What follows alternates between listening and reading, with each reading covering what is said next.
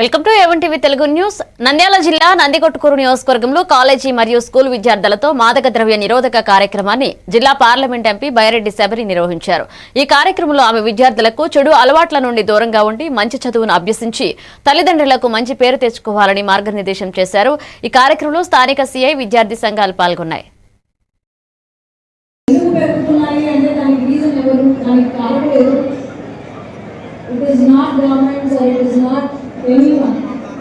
అది మీరు ఎవరైతే డ్రగ్స్ తీసుకుంటున్నారో వాళ్ళ వల్ల it's the main reason drugs పెరుగుతుంది.